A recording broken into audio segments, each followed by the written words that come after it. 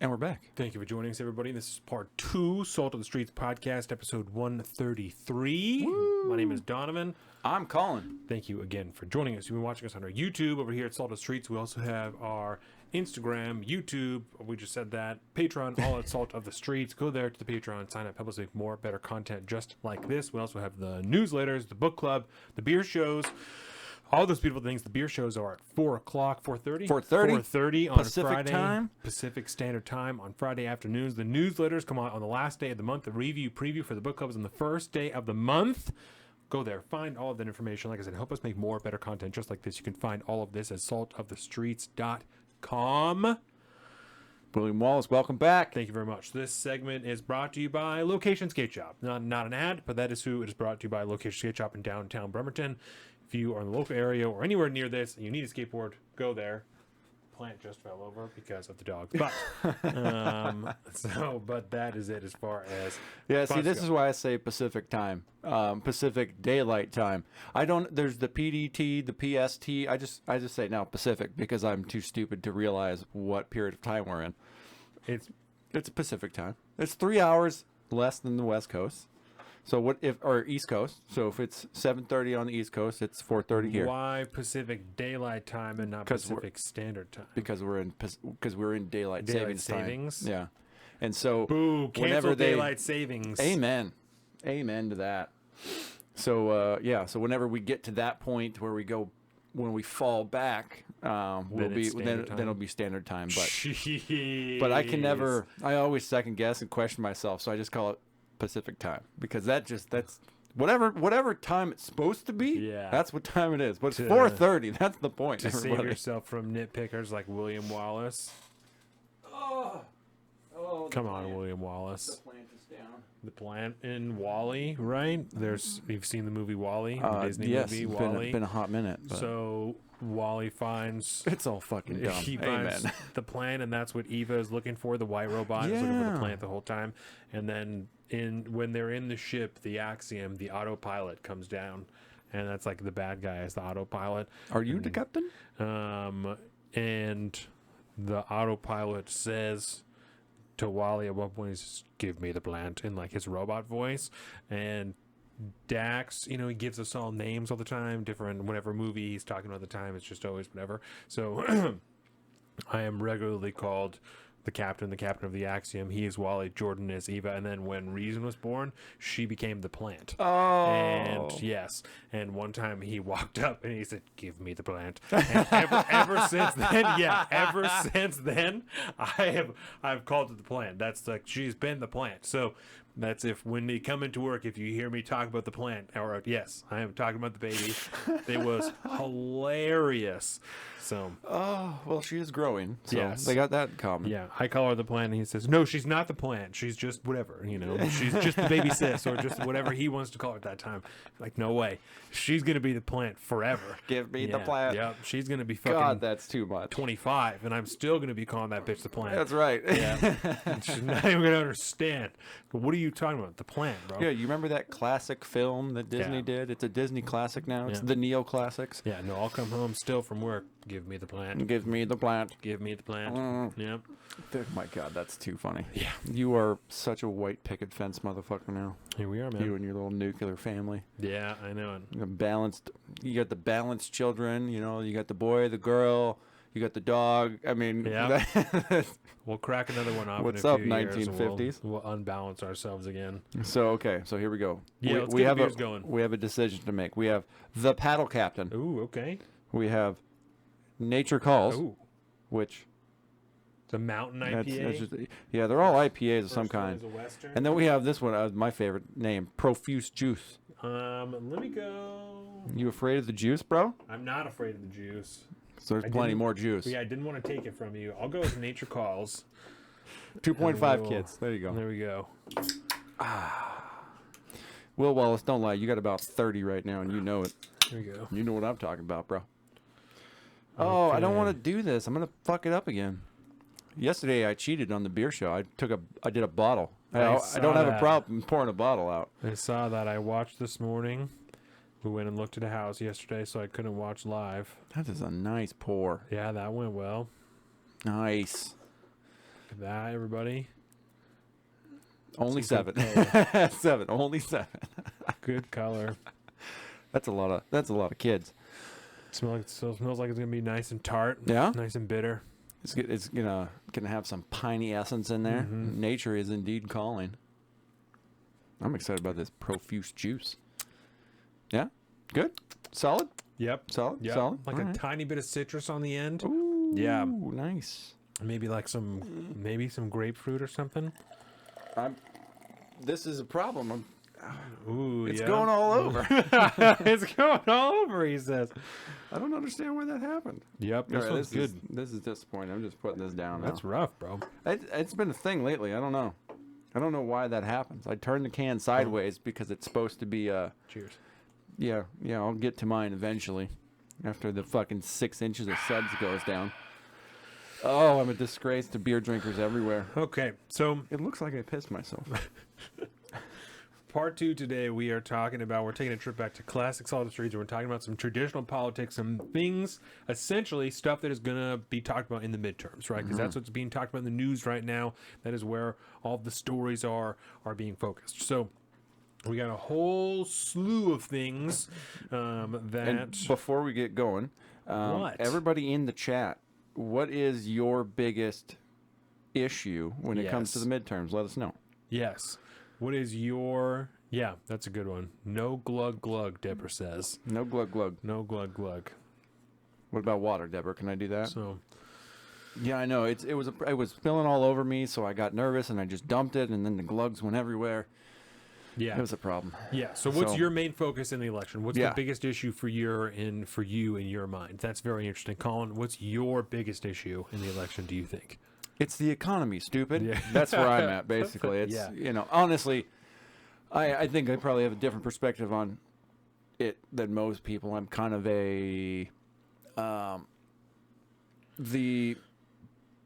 when it comes to like our local, the down ballot stuff gets more interesting because when it like the school board type elections, that level, the county commissioners and stuff like that, I need to do the research on the individuals because whether they decide to put a D or an R behind their name doesn't really matter. I need to see what their background is and how that's going to concern like development and stuff like that. Yeah. But when you go up ticket, federal offices, state offices like that, it's basically in this area, it's kind of generally safe for me to go as long as he's not a Democrat. That's fine because this state is so unbalanced when it comes to that. The more R's you have in there, when it comes to like our state house and shit, our Republicans that are in office they're just a waste of space.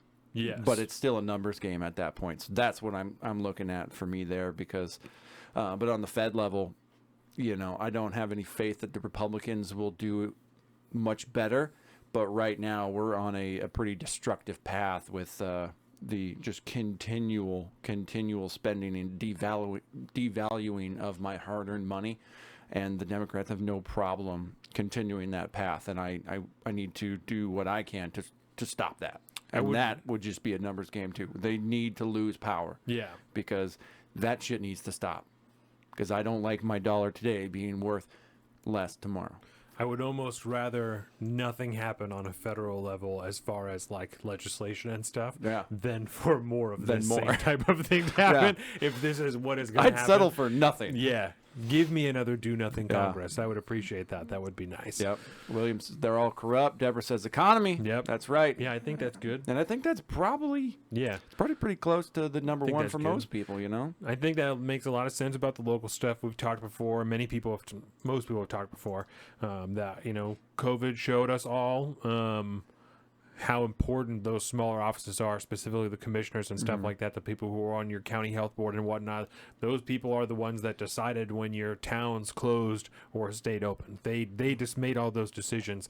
They just chose on the mask mandates. They chose on all of that type of stuff. Not a fan, huh?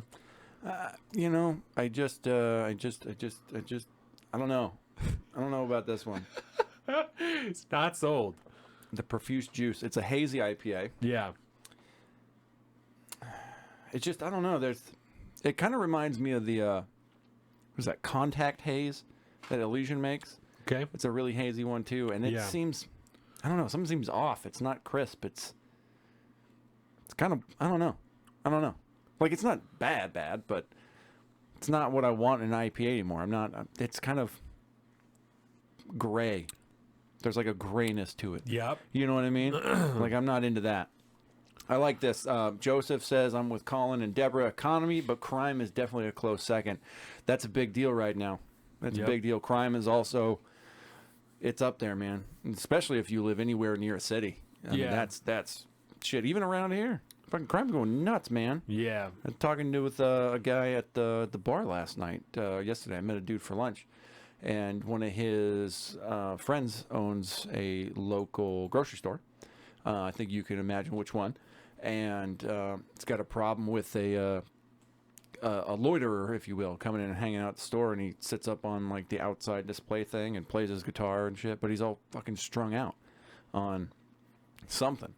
And knows the guy's family, so tries to get in contact with them, and they can't do anything about it, so cops have to come, and then he, at the end of the day, all they can really do is ask him to leave, and so he goes out on his way and starts walking down the street and yelling at nobody and taking his shirt off and walking around, and I mean, you see more and more of those dudes. There's a guy, I'm telling you about it this week, there's a guy I pass every single day at some point, and he's walking on the side of the street, obviously generally in the same outfit, smoking something and walking with his shirt off, just looking all disheveled and screwed up. And there's no shortage of that anymore. Cops are running around, and you get local stories about massive drug crime happening all over the place, man. It's in this town. More homeless people around. Like, crime's, it's big around here. In this small fucking little town that we live in. It's happening, man. Look at Illinois safety law coming in 2023. Yeah, it's like a cashless bail type of deal, if I recall. I haven't really looked into it too much. I remember Tim Poole has talked about it on the IRL show for a couple times, but see, Yahoo News. Your turn. Crime to run rampant in Illinois if Safety Act not repealed. Repealed. This is from Saturday, September 17th. Keeping people safe is one of the basic responsibilities of government. Tragically, under a new law set to go into effect January 1st, 2023, in Illinois, criminals, including violent offenders, will have a lot more rights, and police and prosecutors will be severely undermined in their ability to do their jobs, putting families across Illinois at risk. How did we get here? During the final hours of the 2021 lame duck session, Illinois Democrats rammed through anti-police, pro-criminal legislation, which Governor Pritzker then signed into law. The Democrats' so-called Safety Act contained many controversial provisions. The new law abolishes cash bail, makes it more difficult for prosecutors to charge a defendant with felony murder, adds further requirements for no-knock warrants, gives judges the ability to deviate from mandatory minimum sentencing requirements, makes changes to the three strikes law, and decreases mandatory supervised release terms, among other changes. One of the most controversial aspects of the bill was the numerous changes and additional requirements it places on Illinois law enforcement officers. The law creates a new felony offense of law enforcement misconduct, creates an anonymous complaint policy, makes changes to use of force in making arrests, duty to render aid, and duty to intervene. I would have to see more about this. And Joseph says, fittingly dubbed the Purge Law. Yeah. There's obviously some things about this that are not good. Violent people should not be around other people. If people are found guilty of crimes, they probably shouldn't be released early. That's not good. I mean, we see it happen a lot in like New York City. Yeah. A lot of violent criminals, they get arrested and then they're released the next day. Yeah, we just saw the guy that just did the shooting, and he streamed it on Facebook Live. He got released early from like a, I don't want to get it wrong, I believe it was an aggravated assault charge, but he got released early from it and then went out and fucking shot like 9 people and streamed it all on Facebook Live. So there was that guy who attacked I think he was running for governor against Kathy Hochul in New York, and that shit's it's happening like that. More and more and more and more when people are getting released early. There's a lot of shit about this that I think maybe we may not agree on, because we've talked a lot about no-knock warrants and stuff like that. The way the police interact with people a lot of times is not good.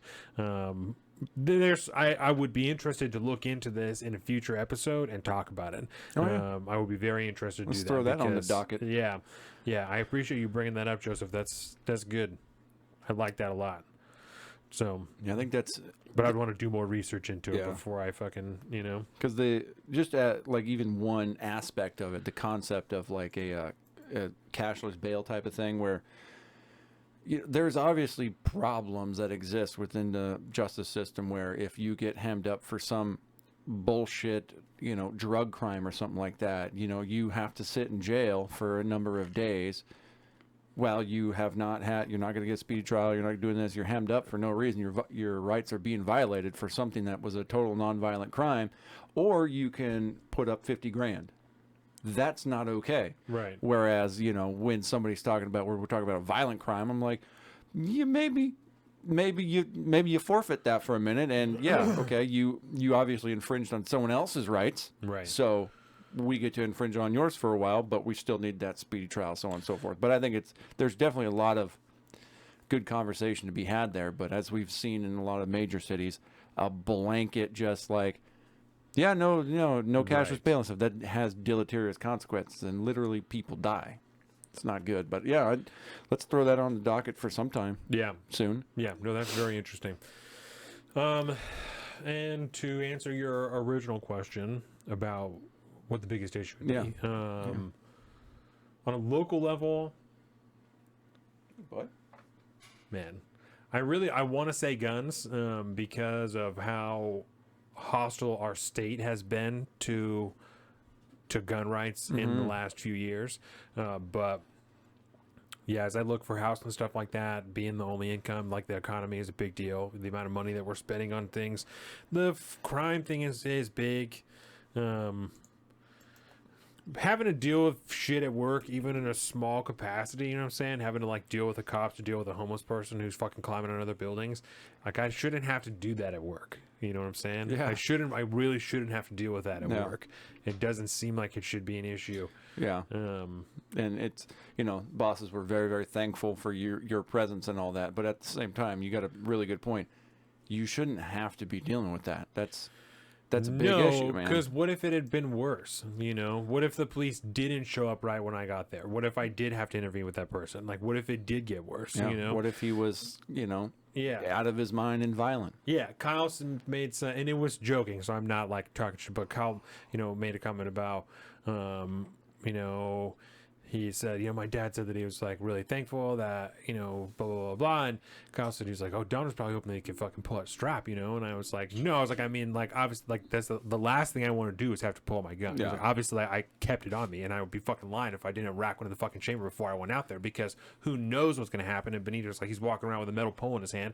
So, but I also chose not to interact with him because I don't know how different it's going to be between when he saw the police officers. The first thing he did is put his fucking hands up. If he sees me, it's not going to be the first thing he does. Puts his hands up, Yeah. So, and then you get hemmed up for putting yourself in that situation. it's not my property. It's not my business. Like like the actual company is not my business. I don't have any reason to. It's different if he's on my property and I discharge a firearm. That's a completely different thing than if I'm at my place of work and I discharge a firearm. Those are completely Very different situations. You know, you're not. We've seen this with fucking Kyle Rittenhouse. All these people. You're not allowed to go to a business that you don't know. She's in there brushing her teeth and stuff.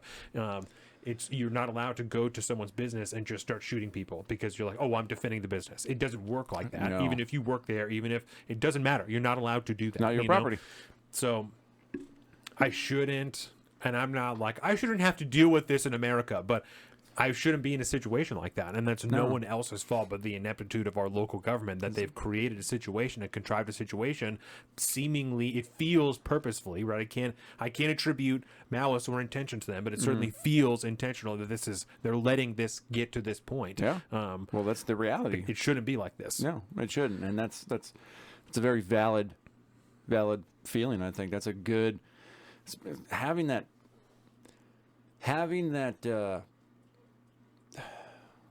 I don't know, the impact, the governmental impact like that, actually impact your everyday life like that is a very powerful thing to do. And that's why generally, when people say it's the economy, stupid. Yeah. Because that it kind of indirectly affects everybody directly. It's nobody's one fault, but everybody buys groceries. Everybody's got to spend money and stuff like that. But when you talk to crime, it can be very ethereal until somebody until you have to deal with it on your own. You're like, why shouldn't I have to? I fucking pay taxes so I don't have to deal with this.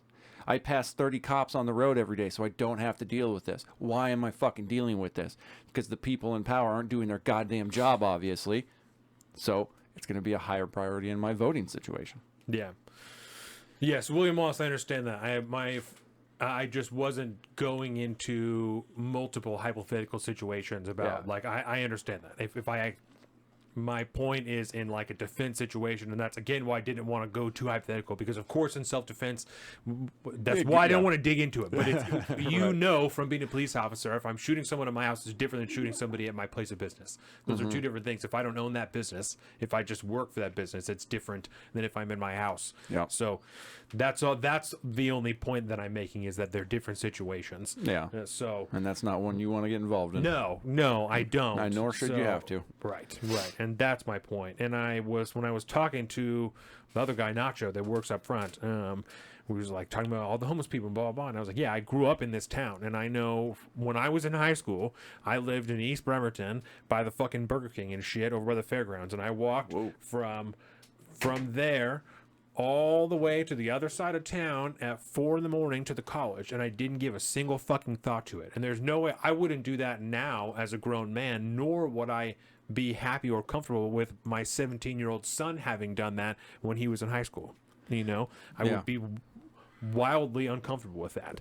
But at 17, I never even considered that it would be a problem at all, and I didn't have even one questionable situation on the way there. It's multiple miles through town. Yeah. Not even a single thought. Yeah. Now you would have multiple sketchy situations at 4:30 in the morning walking from one side of Bremerton to the other. Yep. Multiple. Oh yeah. Multiple. Yeah, and that's a tough call too, because when it comes to like the electoral process in that situation, there's multiple fronts that you need to look at, right? There's sheriffs are elected. Right. And in a place like city of Bremerton, obviously there's city elections, and if you live in that city, you're going to be dealing with that. But when you're not, the wider county law enforcement, that's the sheriff election. So you got to pay attention there. You got to pay attention to the people that write the policies for the sheriffs to enforce. It goes up a few tiers, and all that shit comes down to the local elections like that. And so that's the issue set. Identifying your issue set as one tier, right? And then you got to figure out, okay, how do I affect that tier? Right. And then you got to build up from that. What elected offices are impacting this situation that makes me want to do this here? If it's the economy, obviously it's various aspects of all sorts of different levels, you know what I mean? But when it comes to like local crime, there's a tier that you got to look at and go up that route. You know, like for me, I talked about county commissioners and stuff. I'm very I guess maybe one of the sub issues in my economic thing is like the housing situation. I think that's a really bad. We have a serious problem with housing. Everybody's got a problem with housing right now, and that's due to mismanagement and all sorts of things like that. And a lot of that starts at the county commissioner level, then goes up through there. Right. And so that's why some of those races I got to watch out for and pay attention to, because I own a house. I'm good with that. I like the fact that my house is worth a decent amount of money, but at the same time, what I don't want, let's say, like my mortgage payment to rise because my fucking property tax continues to skyrocket for no fucking reason while nobody else can buy a house. Like, I don't like that fact. The fact that there's more homeless people around, the fact that people are getting priced out of the housing markets, and it, like, all that stuff has, which is why I end up looking at like those county commissioner spots. Yeah, you've seen some of the shit ass houses that I've looked for. Oh, dude, the houses that are reasonably the market priced stuff, are bro, horrific, and mortgage rates are rising. Yeah, which is both a good and a bad as far as a buyer is concerned. You got to spend more money in your mortgage, which ideally you can refi once everything bounces back and get your money. But at that point, then the prices start to drop in the housing market, which, you know, I mean, you talked Boss Man and stuff, like back in when those people were buying houses, the fucking interest rates were like, what, in their teens or 20? Yeah, some Daniel crazy told me that he bought his house at 12% interest, his first house, 12%. Yeah. But the house is also, like Tim said, I think we just jumped up to, I think, like 6 now. Tim said his house cost $60,000 when he bought it, though. Yeah. Not the one he lives in now, but Yeah, the yeah, first house he bought cost $60,000. Well, they literally can't buy a house for $60,000. They Yeah. don't exist. You know, you could maybe buy a mobile home for $60,000, Yeah. maybe. And the wage was not. No, It, No, it was the nothing. ratio between what No. you earned and the price of a It's house so different. is so different now. It's not even funny. I told you about Dave trying to talk to me about when he was buying houses. That and much- stuff like that. Like, yeah. these are not even close to the same fucking thing. Like, I Yeah. don't even want to talk to you about this because you made fucking $7 an hour and you were like, "This is awesome." Exactly. Like, I don't want to talk about it. Like, it's so different. It's so different. Oh man.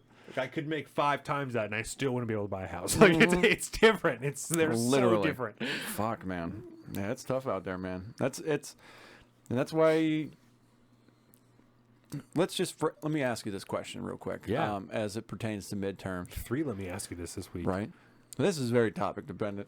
Does this midterm feel markedly different than any other midterm we've lived through? And we've done a couple shows through midterms. This one and stuff. feels more important. The This other ones feels have like a feel presidential election, right? Other ones feel like they didn't matter at all. Right. And maybe it's because everything is nationalized now. Everything is nationalized. And there's so many levels to that. Part of it is because 3.75 in 2014.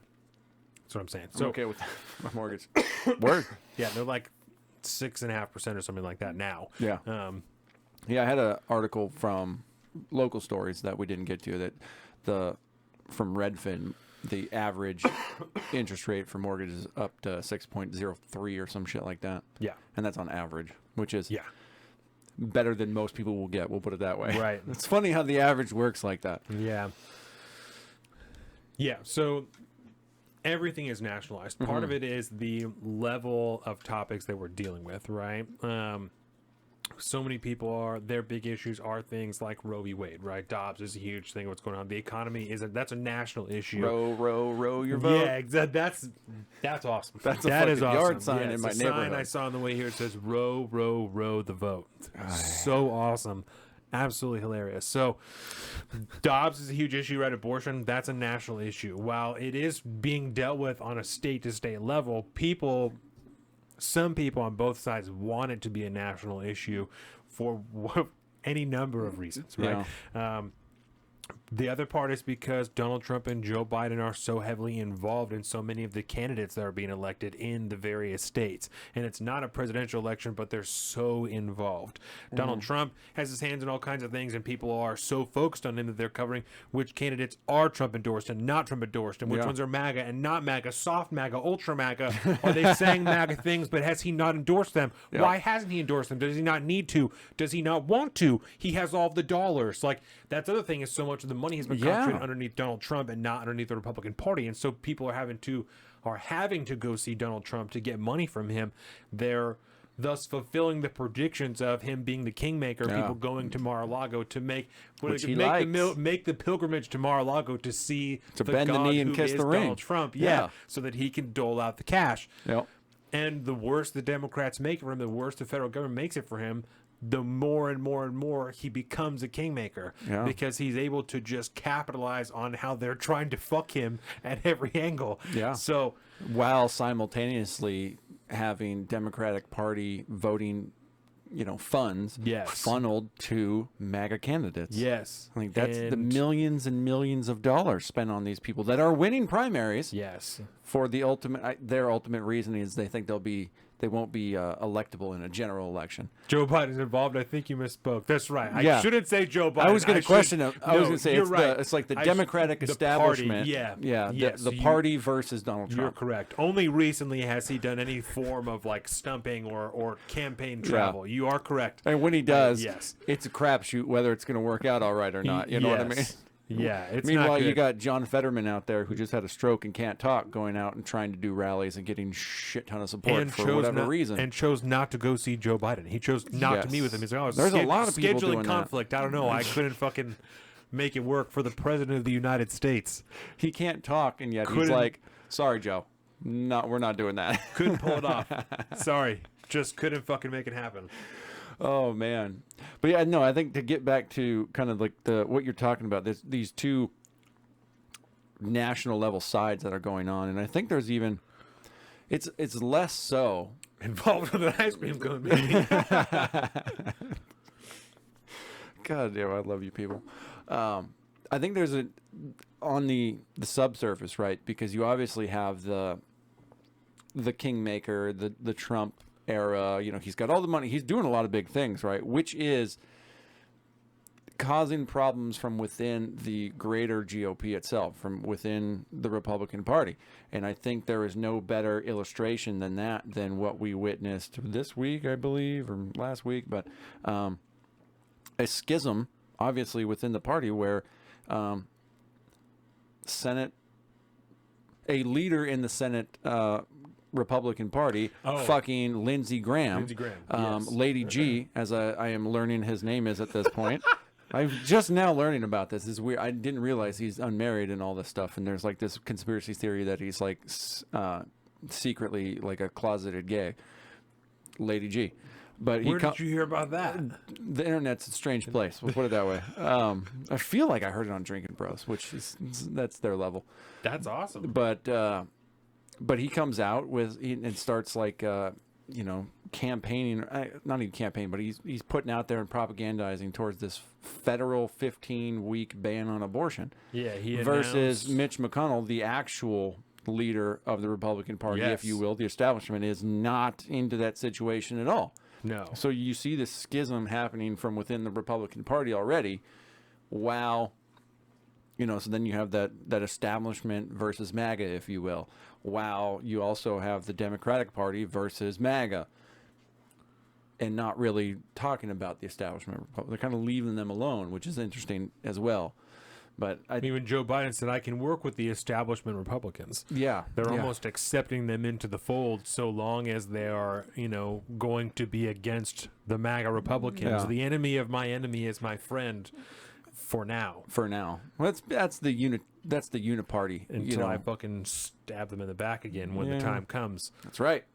Because when I decide that I don't like what you say, we're gonna dub you a threat to democracy and possibly a domestic terrorist, and then fucking Mayorkas is gonna get after you. But Tim Dillon put out some new merch this week, and one of them is a shirt that's someone holding two knives, and it says it's a real knife fight out there, because he was talking about LA. He was talking about LA before he left. It's a real knife fight out there, and that's just what that makes me think of. Just it's a fucking real knife fight out there, man. Yeah. They're just try not to get stabbed, I guess, is the only way to go about it in Washington. So.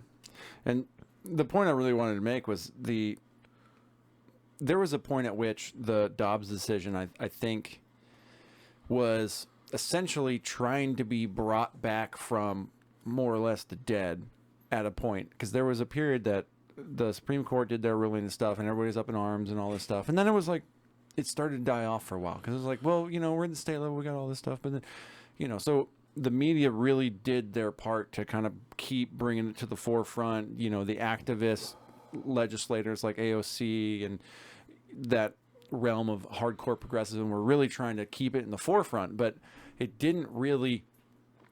It kind of stayed. It started to die off until things like the Kansas decision, right? The Kansas State decision, where they were like, yeah, no, we're going to, and that kind of brought it up to the forefront.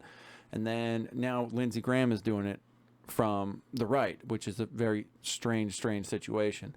And it's making abortion a voting issue, when I don't think it would have been necessarily, considering the rest of the issues that everybody else is having to deal with on a day-to-day basis, like the economy and crime, to be specific. You know, to have abortion front and center for whatever fucking reason just seems like a really bad idea if you're interested in taking power away from the establishment that's sitting in office right now. Right. Especially because when it was the prominent thing, when it was the prominent topic in the news, this is the most polarizing issue for the left, for the Democrats, is Dobbs, is abortion.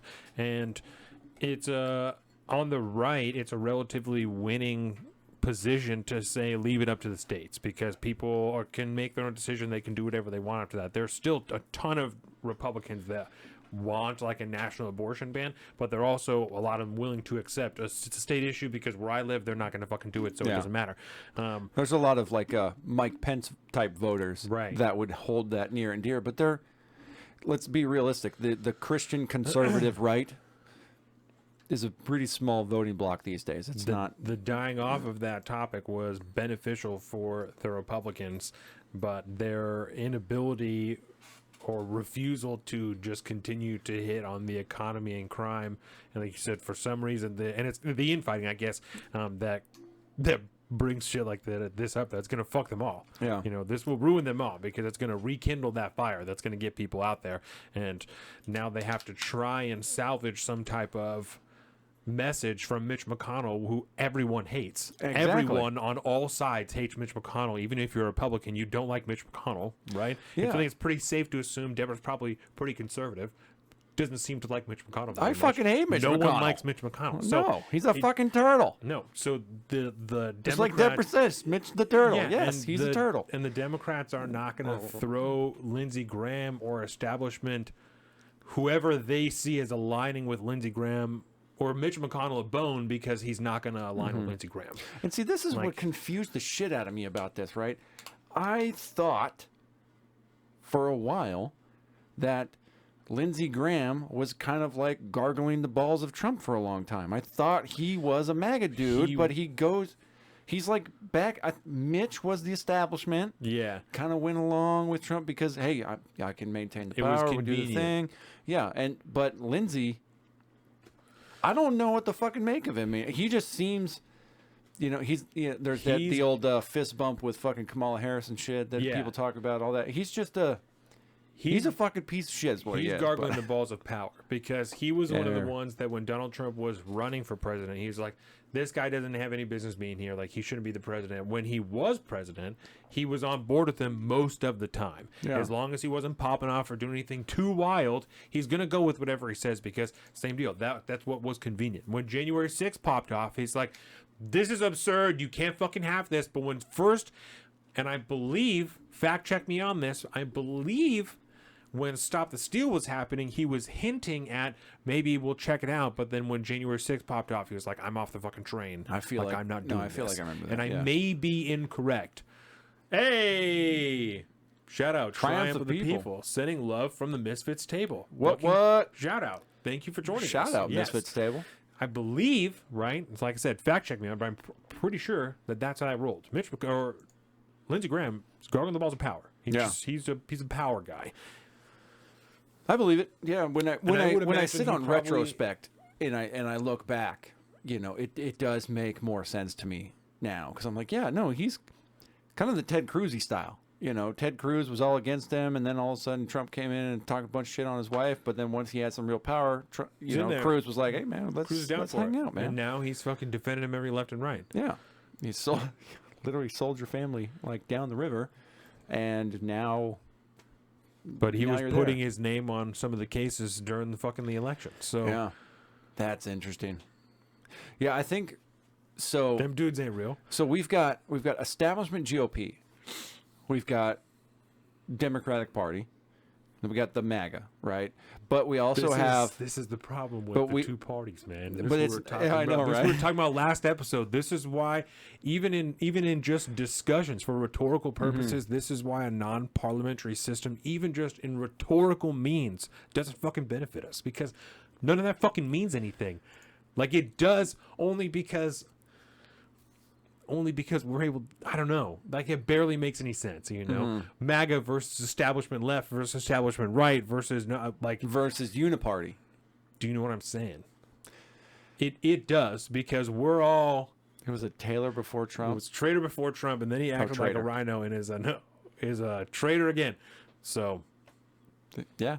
He's uniparty. That's what he is. Yes. I need to keep the chair because I really like this job and I like making lots of money and being in charge. Yes. So whoever's in charge, hey, I'll work with you as long as I get to keep my job. Yes. Don't fuck with me. I won't fuck with you. And it feels like, I don't know. It feels like maybe I'm wrong. Republicans are more willing to be openly uniparty where the Democrats will work with you in the back because they still have to deal with the progressives. So they're gonna front with their morals, quote unquote, more frequently than the Republicans are. Where Lindsey Graham don't give a fuck. He's just doing whatever is working at the time. He doesn't because it's been the 2000s the whole time. You can go back and look at the things that he said since 2016. You know, but I will say this though, like you said, the progressives have to, the Democrats have to deal with their progressives, right? So they got to go out there toe to line. So they'll have to work in background, like this Joe Manchin deal shit that's completely fallen apart. That was the one thing that got us 86,000 new fucking IRS agents when he sold it. That whole thing. Don't get me started on that. But I think what you might be dealing with now is the opposite on the right. You're dealing with the MAGA crowd that the Republican Party is going to have to be dealing with now too. Have to. So they're going to have to be because of the money. So really, we just have now we have three parties. We got the Uniparty. And then we got the progressives, and we got the MAGAs. That's what we're doing. We got a trifecta now. Yeah, that's in loose defund terms, the IRS. Thank you, Will. Yeah, fucking amen. I'll go to my grave saying that shit on my goddamn tombstone. And that uniparty is difficult to parse out. You know what I'm saying? Like exactly who's in it. But Dan Crenshaw's in that thing. I'll tell you that much. Yeah, that dude. And you'd have he bums me out. I think you were onto something with the different aspects, the Joe Manchin aspect and the MAG aspect. They have power in different forms, right? Joe Manchin had the vote. He was like, you got to get me on board because I still have the D behind my name. And if you want to get something done, you got to get me on. And Donald Trump says, I have an awful lot of fucking money. And if you want to be able to get something done without my money, you go ahead and try. But good luck. I'm going to keep sending out 20 emails a day, and I'm going to get my fucking bread, whether you like it or not. So they have power in different forms, and that's what's forcing that cooperation there. This is exactly why I'm an anarchist. All this shit is fucking disgusting. These people, they all just want the power, man. Don't get me wrong. The progressives I have issues with, obviously, because I think they're fucking insane, and I think most of them are just corrupt for power too, just in a different way. But I don't get the power hunger from the MAGA folks generally. I don't. Some in kind of an authoritarian kind of definitely. Like there's some stuff going on there, but. Do you know who's in the Uniparty? It's like the neocons and the neolibs. Yes. So you definitely still have some neocon, like MAGA people, who are down for that same shit, but who are down for the MAGA ideals or are willing to ride with that party, but at the end of the day are really just trying to stay in power themselves. Yeah. Garrett says they're not true MAGA, they're the neocons. Yeah, these people seem so disconnected. You ever think the people and or machine feeding Lindsey Graham the others information are manipulating their perspective of reality? Certainly, and that's that's one of or part of the idea behind like the quote unquote deep state. Is that those people, and even also the. What do they call them? Like the staffers within Congress, because they've been there longer than most of the people in Congress, the actual representatives and senators, because the staffers, they have no tenure, they don't have any, they just continue to work there and work for more and more people. Yeah. So they have my nameless, faceless graces. Yeah, they have a shitload of information. And the people who work at the FBI, the CIA, the IRS, the NSA, all of these different alphabet organizations are there throughout the different administrations, especially if you're not in a high up office, right? Like who makes up the what is the office, the OBM or whatever, the people that look at like the numbers in a bill, right, and stuff like that. Who are those? Are those just congressional employees? I have no idea.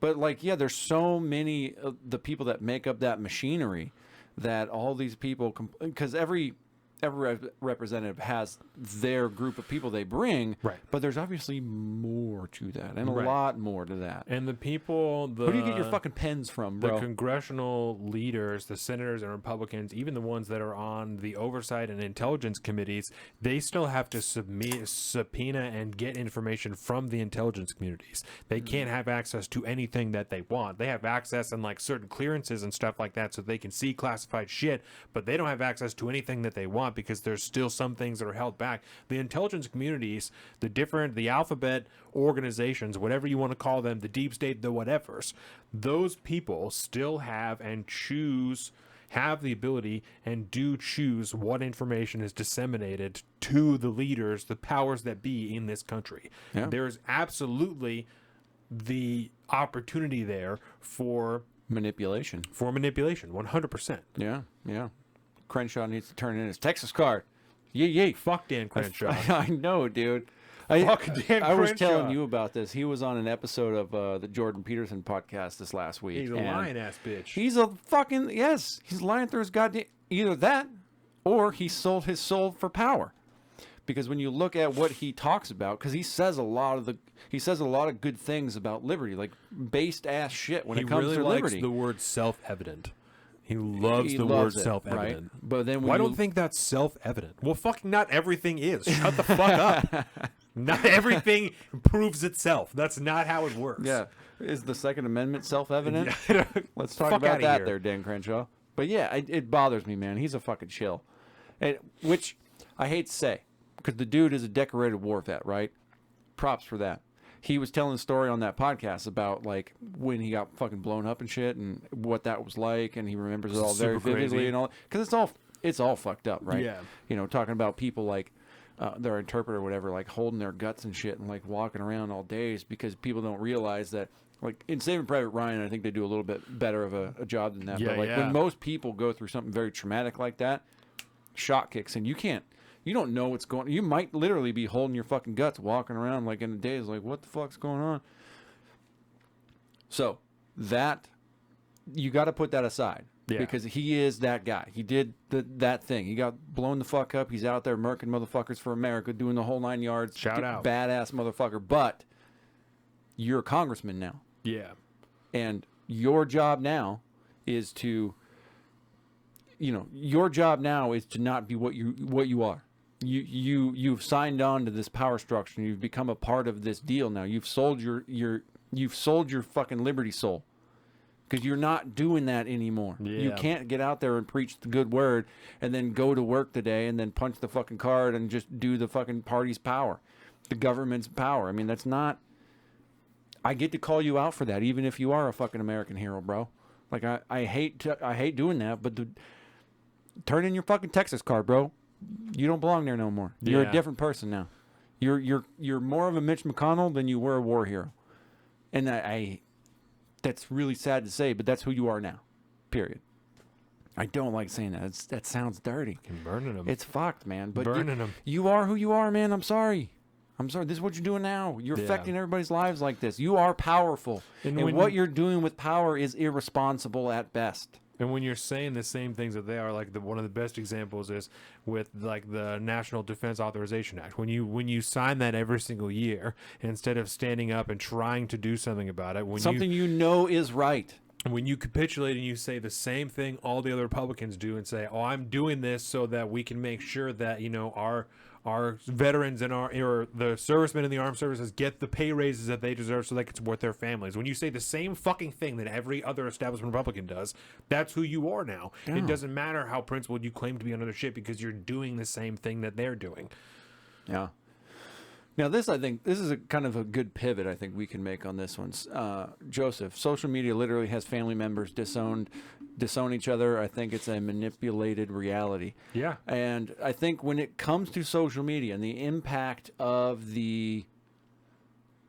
on the midterms is huge, because this is the primary way information is I want to say information is shared, but we all know that only a certain portion of information can be shared, and certain narratives can be propped up. But Red it is flag laws. it's an Yes, incredibly Joseph. yes. I also want WEF. I don't know. World Economic Forum. He's Oh, oh, yeah, there you go. I wouldn't. Yeah, it doesn't surprise me. But talk to me about your thoughts on the impact social media is going to have on the midterms. We've already seen statements from all the big tech corporations. Oh, okay. Google, Okay. Facebook, Okay. Twitter has all made essentially statements on tamping down on disinformation and misinformation going along. How big of an impact do you think that's going to have, I should say, on the midterms and manipulating the narrative? Obviously, is a big deal. Pontificate, if you will. And we can't truly know until afterwards, because we won't know. We don't know what's going to come out in between now and then. Yeah. And There's going to be another fortification. There's no telling how hard they're going to try and fight that. You know what I'm saying? Right now, if no new stories come out, I don't know how much it will be, because there's not like a ton of...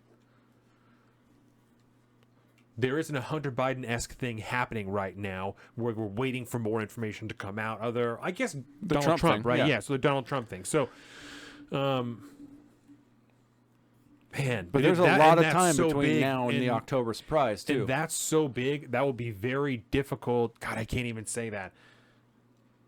That's hard to measure. I was going to say, that's so big, it will be difficult for them to quash information that comes out of it. But if there's a New York Post type source or agency that gets a source, that gets a source that's just like one that the Washington Post gets, that's someone with knowledge of the fucking whatever, right? And I have an article so I can read like a really good example of that. Okay. This is Trump team claimed boxes at Mar-a-Lago were only news clippings, right? This is from the Washington Post. So this is a perfect example of exactly what I'm talking about. And then I'll continue with that. Months before, National Archives officials retrieved hundreds of classified documents in 15 boxes from former President Donald Trump's Mar-a-Lago club. They were told that none of the material was sensitive or classified, and that Trump only had 12 blocks of news clippings, according to people familiar with conversations between Trump's team and the archives. That's a source. Right. So, and then during the September 2021 phone call with the top archives lawyer, Gary Stern, former Deputy White House counsel Pat Philbin offered reassuring news. Philbin said he talked from White House Chief of Staff Mark Meadows, who made the assertion about the dozens of boxes of clippings. The people familiar with the call said Trump's team was aware of no other materials. Philbin said, relaying information he said from the phone call. The characterization made in the call vastly misrepresented the scale and variety of the documents. Let's see, there's another. Philbin said that Meadows also told him no documents had been destroyed, according to two people with knowledge of the call and a third person with knowledge of Stern's contemporaneous account of the call. What the fuck is that? Fuck you. So we have an article. This is the Washington Post? Yes. Jesus Christ. So if an article comes out that's pro-Trump, with that type of sourcing, they will bury it. Yes, they will absolutely bury it. That's why I read that, because if that's the sourcing, they will bury it. So I think Joseph is probably right, depending on what the information is and who reports it first. Okay, so I have a counterpoint to that. Okay. Isn't that fucked up, though? That's the best one. That's according ridiculous. to two people with knowledge of the call and a third person with knowledge of Stern's contemporaneous account of the call. That's... Bro, and why would you even say that? And just write it out as if you know it's fact, because that's fucking crazy. I acknowledge, right, that I understand journalistic integrity and having to conceal sources. Like, I get that anonymity and stuff like that. I don't remember the last time that we knew who a source was. Okay, and that's we start to get to an issue. And I will say the only place you will find that these days is in your local fucking paper. Yes. When they're talking about something that happened down at the wharf or whatever. So and so, the marina director said. Right. The issue that's it. The issue is the amount of lying and bias-laden reporting that we have seen, the less and less we tend to believe these people, because we don't. You're losing integrity, right? So the protection of sources only works when you can trust the journalistic enterprise that is doing the reporting. Yeah. And Trust the sourcing. and no corporate media has any type of legitimacy anymore. So, I think it's time. yeah. I think it's time, just like it was time to quit calling them the media, right? We call them corporate press, corporate media, whatever it is, corporate shill-ass motherfuckers. This is not reporting anymore. This is storytelling. Yeah. This is narrative building. This is Right. this is storytelling. The corporate press's storytelling says this. It's That borderline propaganda. you cannot say that they're reporting on anything, because they will not tell you that any real person said anything. This could be an incredibly, because the prose is a lot of times very flowery. I mean, this is very good fiction if you're writing a political thriller. Yeah. There is no reason to believe that this is anything other than a fictional narrative that is put out by the corporate press. There is no reason to believe that, unless you can prove to me at this point that you have a trusted source that I can trust, probably by telling me who the fuck it is. Because none of these people, if their job is dependent on them not talking to you, do a better job. Right. Like, this is ridiculous. The fact that anybody has any credibility in this anymore is just, you cannot read this and call it fucking reporting anymore. No one's reporting shit. You look at the independent media, you look motherfuckers online. Jorge Gonzalez down at the border. He's on camera as migrants are crossing the border, and he's talking to you, and then he's talking to the migrants. That's reporting. Right. This is not. This is somebody that lives in a studio fucking apartment in New York City or Washington, D.C., writing up some fucking flowery narrative because they texted with somebody who works in Washington, and then writing a story on it as if it's fact. This took 3 reporters. 3 fucking reporters. Yeah, you'll like this too. This says I'm angry, man. this. is- Stern had sought the call because he believed there was still more than 24 boxes of materials that Trump had, and he also had concerns about whether digital records had been properly retained, according to a person with knowledge of the situation. Top archives I officials have knowledge of the situation. Isn't that awesome? Top archives officials continue to believe there was more material than they were being told, according to people familiar with their thinking. So, all right. So let me just parse this out here. So, the archivists think there should be more, according to people that are familiar with their thinking. Yeah. Got it. So you could read. So this person obviously can factually. If you're looking for facts here, this person can read fucking minds. Yeah. And can and knows exactly what these archivists think and feel that they want. Or at least how they think, Okay, so we're going to attempt to turn this into a white pill moment. Because what you have just laid out here, right? For one, this is a twofer. This tells 2 different stories here. This tells us we got a little bit of a Trump date going on some of the stuff going on there with the files and stuff like this, right? But what this also tells me is that regardless of the censorship involved here, to speak to Garrett's point, we've seen it now. People are on the watch for censorship. We all know about the Hunter Biden laptop story, even though it was suppressed. Yes. For a long time. When it became okay, but the censorship of it became a story itself, and that was eventually tamped down. The internet and the internet-based media, if you will, the people like the people that do podcasts, the YouTubes, the people even on Twitter that continue to fight bans and suspensions, and the word gets out regardless. I think it's too big now. I think the awareness is too big for them to fully suppress. They will continue to. There's no ifs, ands, or buts about it, but the word will get out. The fact that Jack Posobiec can get on his fucking show and do a whole segment about a single New York Post article that most people aren't going to see, and more people are going to see it on Jack Posobiec's show, and the subsequent shares and whatnot that are going to get around, people are going to find out that Facebook is selling your DMs or sending your DMs to the FBI. Right, but You know. so let me push back on that, right? Okay. Because if you're somebody, because people like this really exist, if you're somebody who thinks that Jack Posobiec is a Nazi or a white supremacist, and you still believe that the Hunter Biden laptop story is Russian disinformation, or even at best there are people who say, oh, it doesn't matter because Sam Harris, it doesn't matter because it wasn't Joe Biden, Yeah. right? Because that's a dominant ideology. People really think that. Those people still get a vote. They still get a vote, and it means the same as yours does. Yeah. So even though the truth is out there, there are people willing to completely ignore the truth or be blind to it because they're buying that mainstream media propaganda. And that's where that still plays a factor. Is even if the truth is getting out there, the people who are ignoring the reality to buy into the propaganda are dominant. That's a big It's a numbers portion. game. The numbers game. The numbers game. And I don't know, especially because The people that live in the reality. polling is so fucked. We don't know what those real numbers are of any of those people. Yeah. We know the generalized numbers of Republicans and Democrats. And that's people who are willing to vote that way.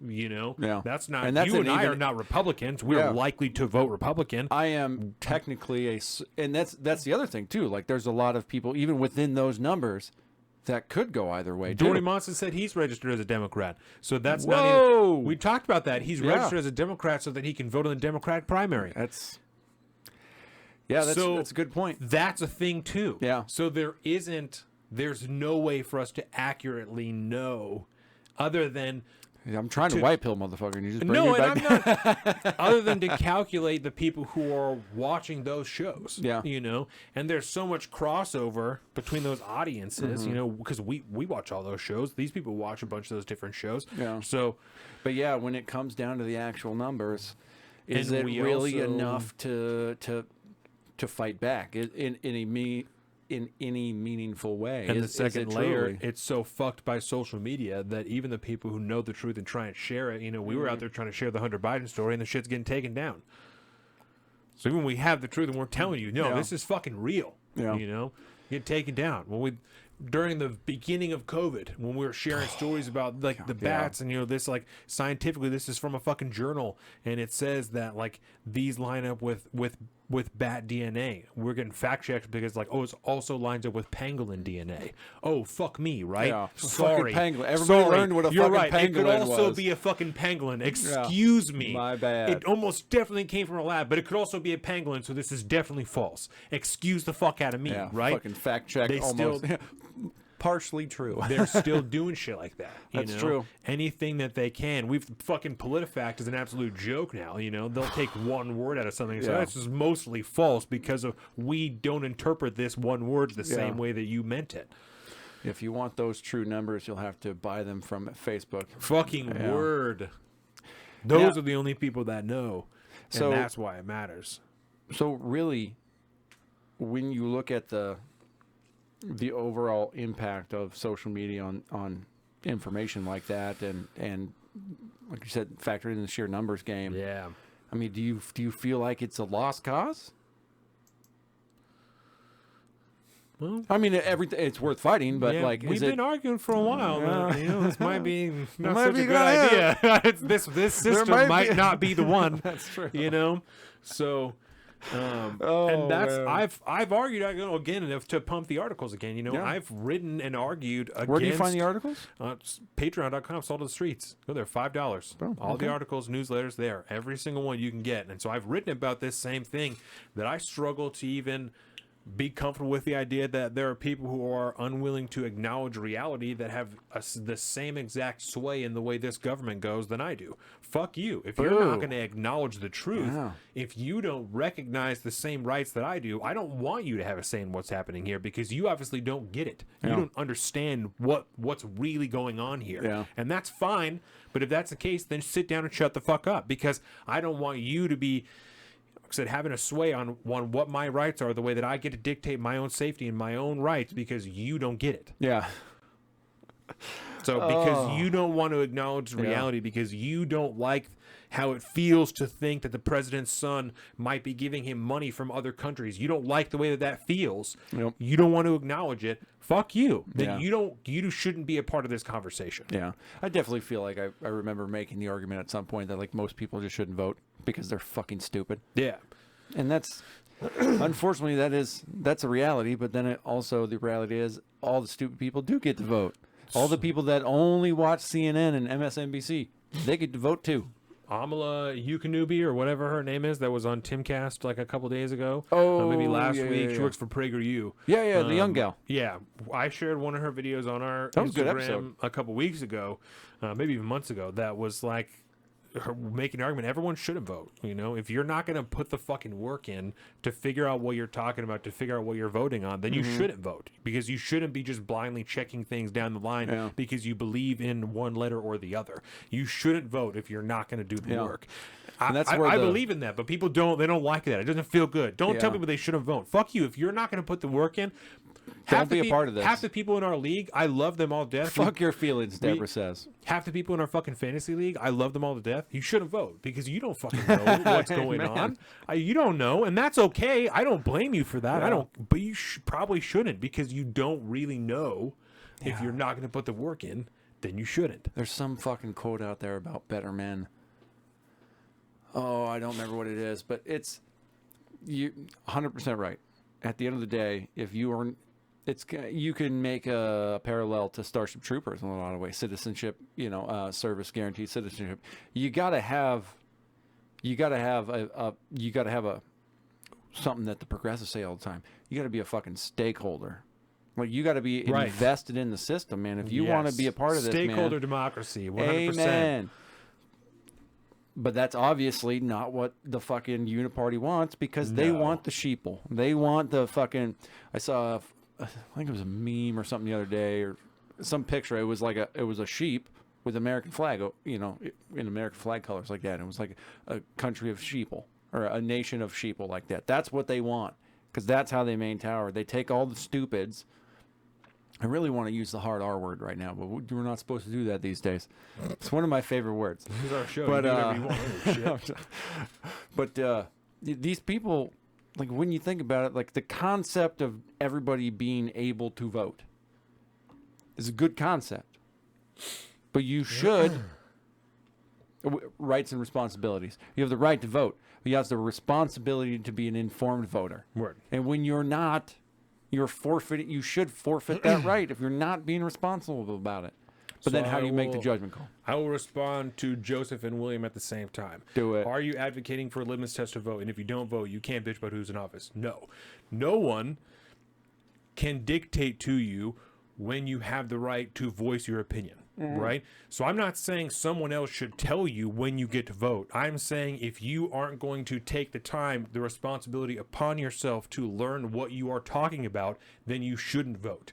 You should abdicate that responsibility if you're not going to accept the other one, because it's a two-part responsibility in my eyes. Yep. And you don't have to uphold the one part to take advantage of the second part, right?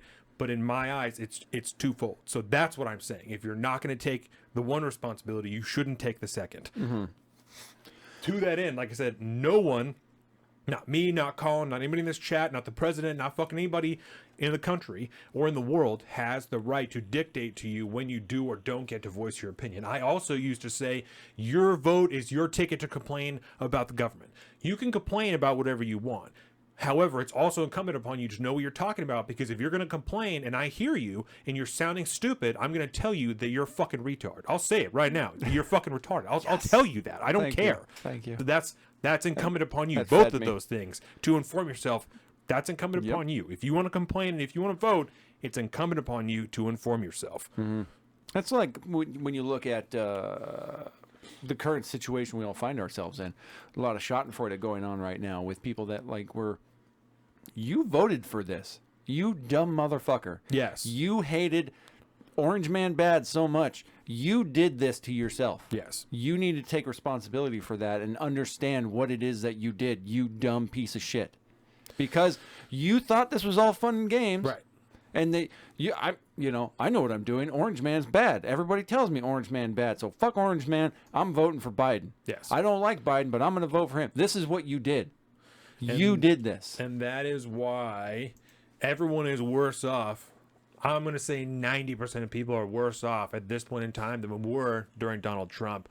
financially, pretty much on most levels, right? So Yeah, unless you're like part of like the shill ass 1% or in the government, you are definitely worse off today than you were when Donald Trump was in office. that is why people like NPR are having to try and draw it on political lines and say shit like, oh, well, according to our study, people who are Republicans are 4 times more likely to say that they are in worse financial situations than Democrats. That was fucking like 3 days ago.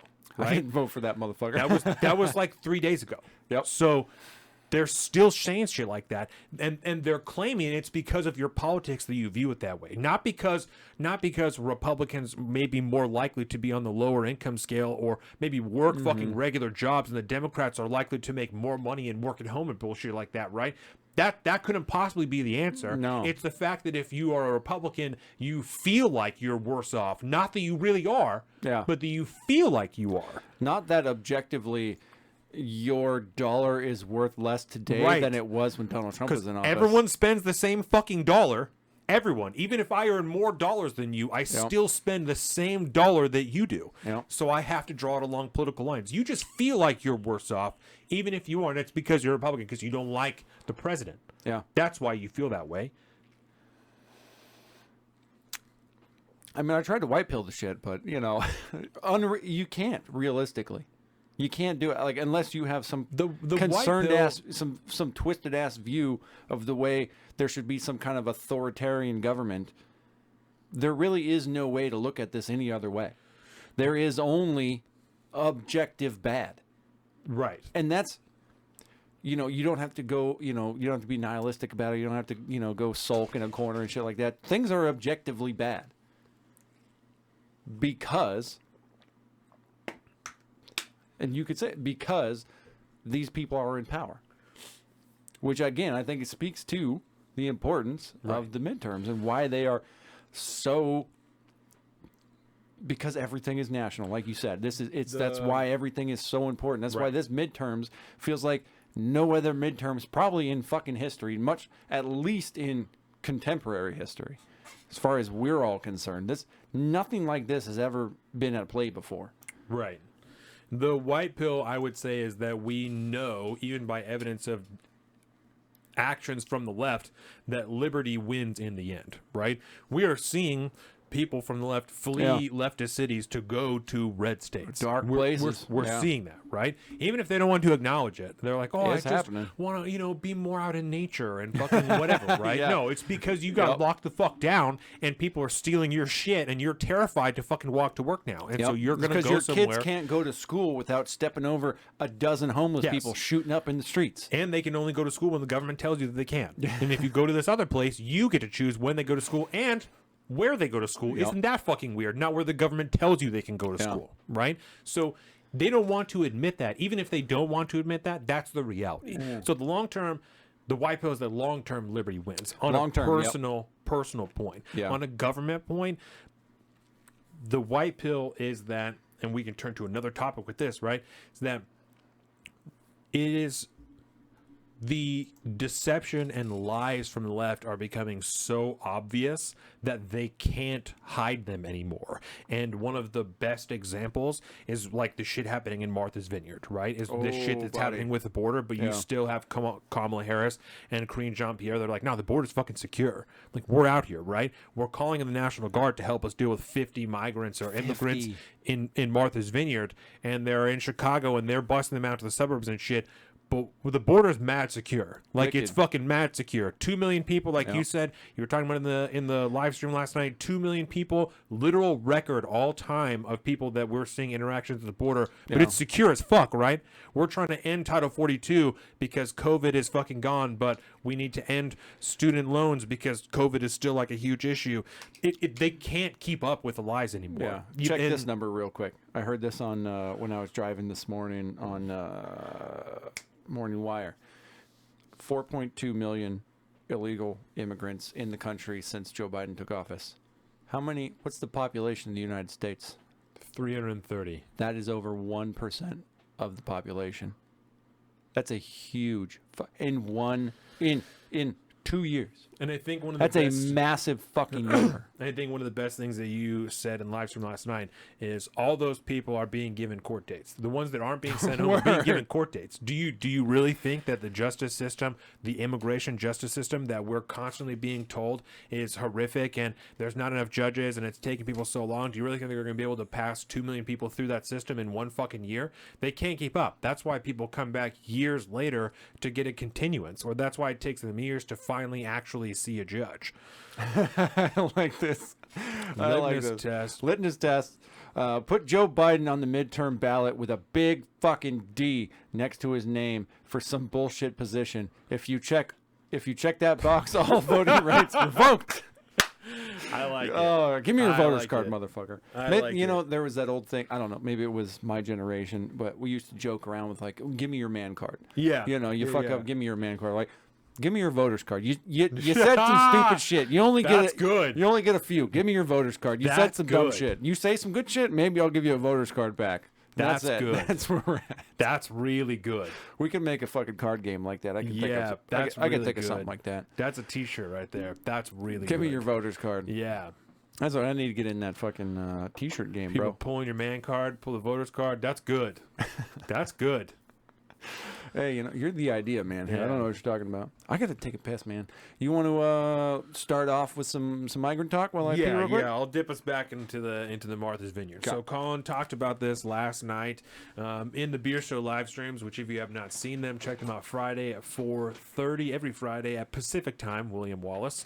So check them out at 4:30, where Colin reviews a different beer and then goes into a topic, something that is bugging him that week. So yesterday he talked about what's going on at Martha's Vineyard. So a quick background, and we'll dive into it more when Colin gets back here. Ron DeSantis, Governor Ron DeSantis from Florida, was able to appropriate some taxpayer funds to send some immigrants from the Texas border, 50 immigrants approximately, to Martha's Vineyard. In where the fuck is Martha's Vineyard? Connecticut or something like that? It doesn't matter. So Martha's Vineyard is an island that has 20,000 people on it, and the people freaked out. It was a huge deal. The island, the people there were upset. They were saying, you know, we can't handle this. The left was very upset. They can't handle this. It's wrong that you would do this. It's fucked up that you would do this. And there's like a lot of different levels to this, right? The first one I want to approach, Greg Abbott has been doing this for some time now. Right, has Greg indeed. Abbott has been on this train for a while now, and Yeah. DeSantis just turned it up a notch. yes, and it's because he's not from Texas that Yeah. and it makes it extra weird too. It's like an odd situation that he's using Especially- Texas taxpayer funds to. No, he's using. Okay, so the DeSantis side of this, right? Yes. He's using Florida taxpayer funds, Yes, voted on and approved by a Democratic-led Right. legislature, Right. to fund the transportation of 2 airplanes to Martha's Vineyard. yes, That's some next level 4D chess type fucking Yes. politics game right there. And I got to tell you, this is what makes the interesting side of this, right? Because like you said, Greg Abbott and Doug Ducey, the governor of Arizona, have been doing this for some time now.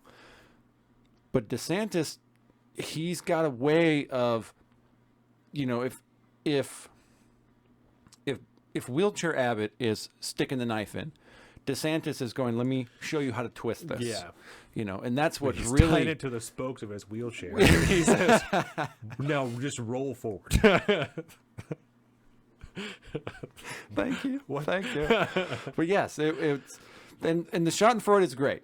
And I wanted to make this I wanted to make this point last night. The Schadenfreude is great because these people, The upsetness. the virtue signaling needs to be met with reality, right? And I understand that, right?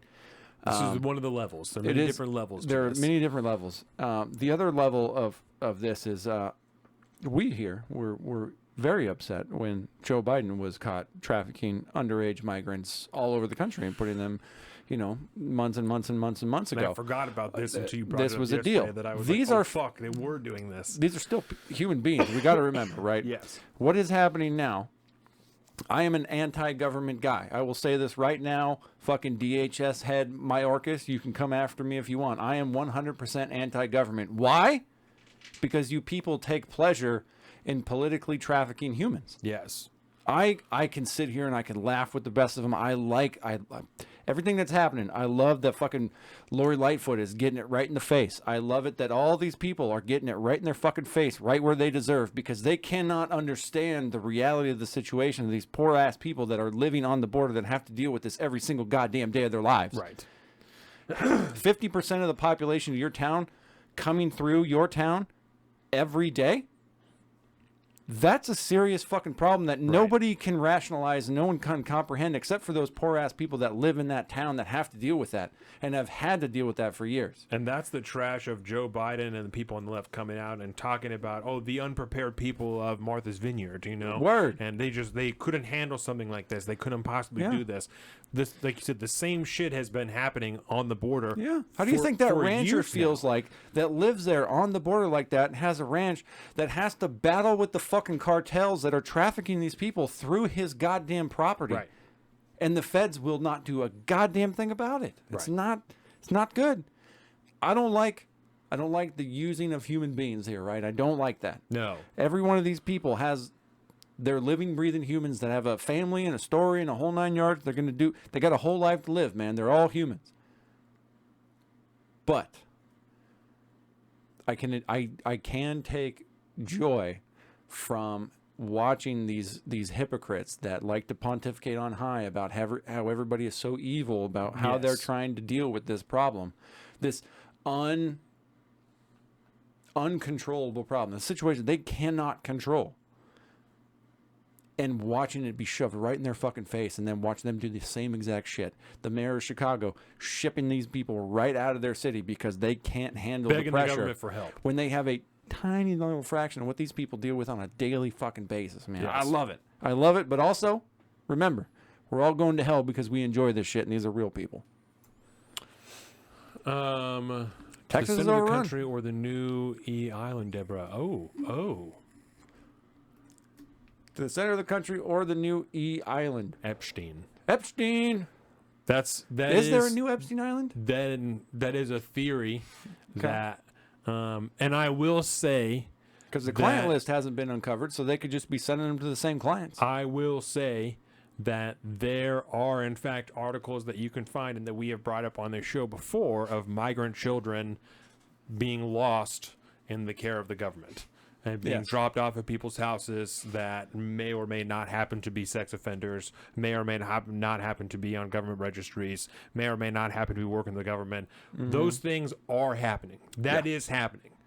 That's dark. You fucking fact check me if you want, YouTube. That's real. That's real. Yeah. So Can't deny that.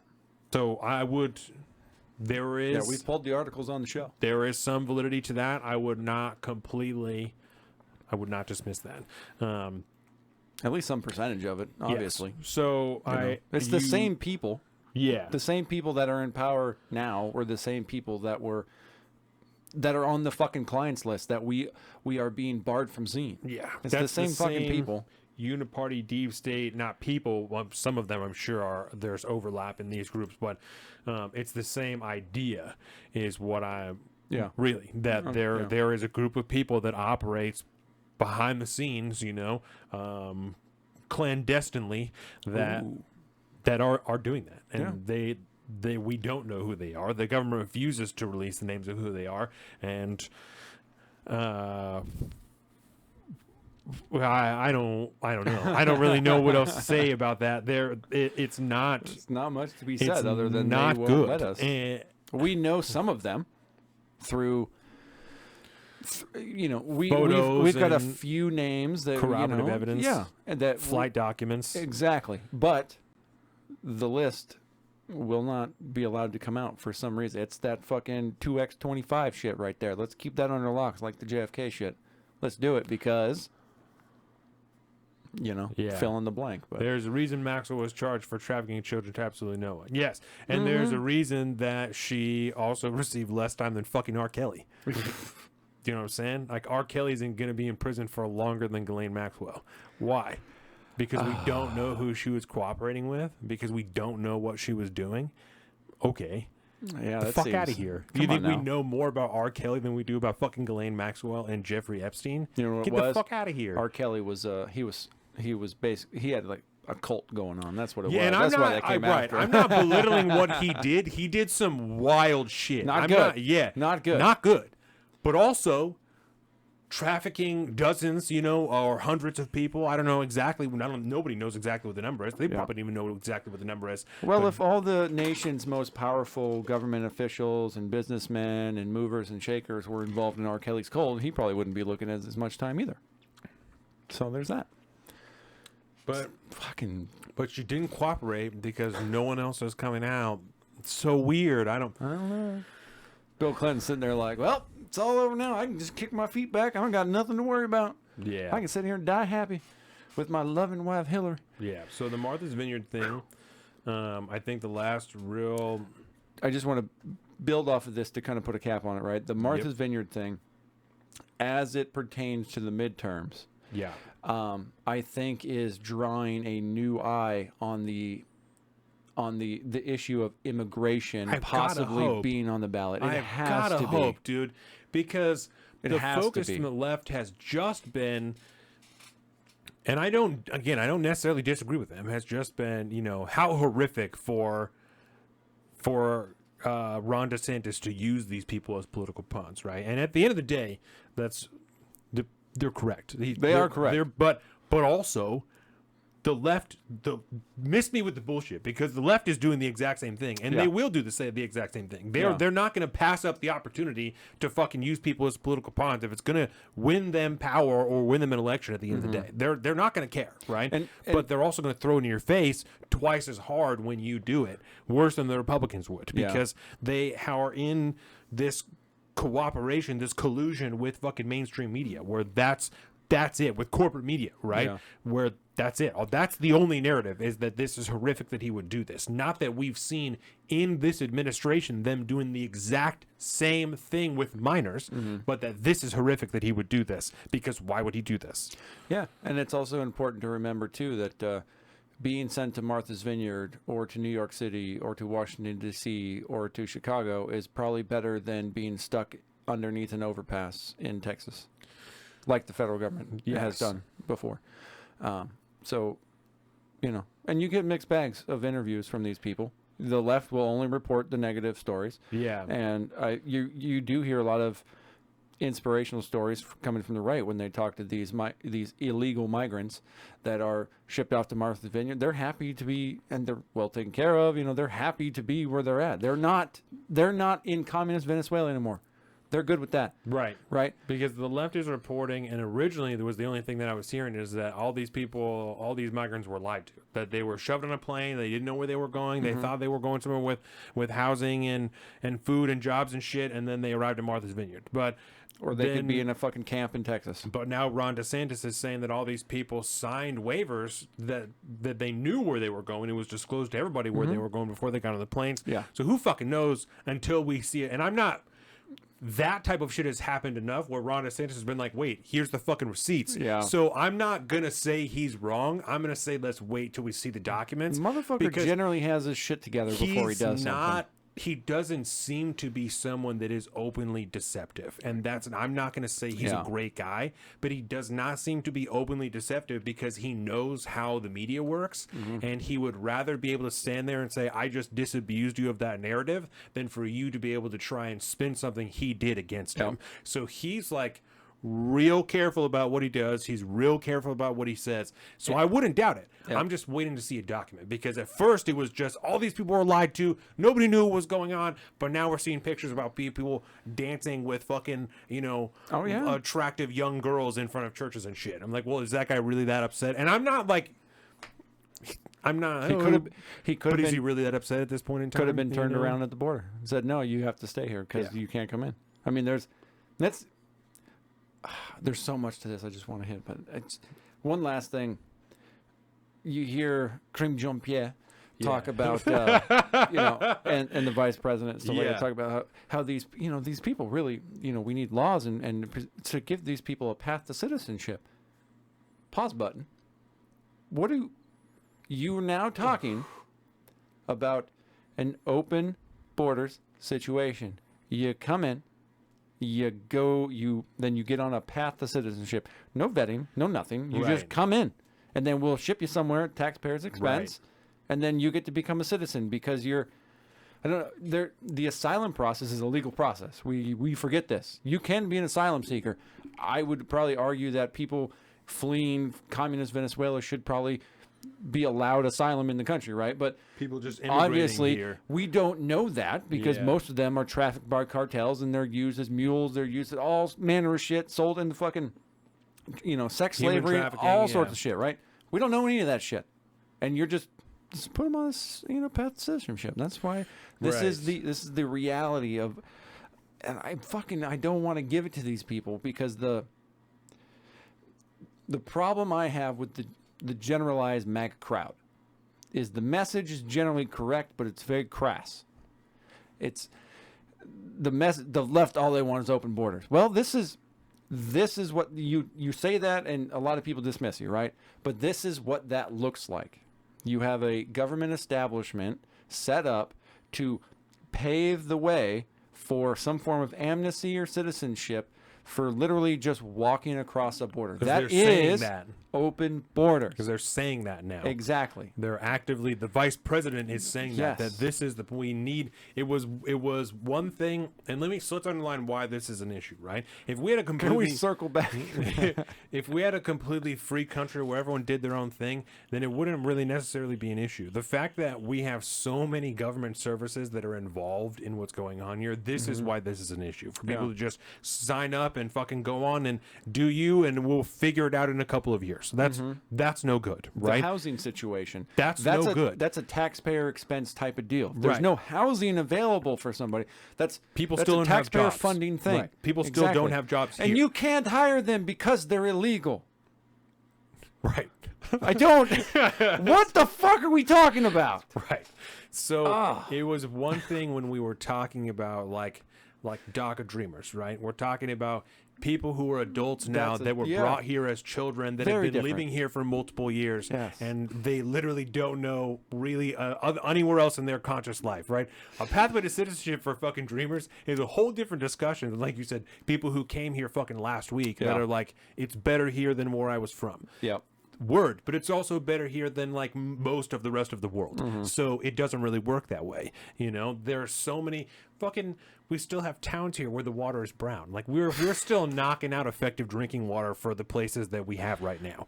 We got a lot of domestic issues that we need to deal with before we start adding, like you said, 1% plus our birth rate plus whoever else is coming here. Like, hey, with the birth rate down, we need the migrant. That's true. Yeah. So, all right. Hey, I have a proposal for you because we're going on 3 hours now. Yes. I propose, because I don't know about you, but I'm nowhere near done with this.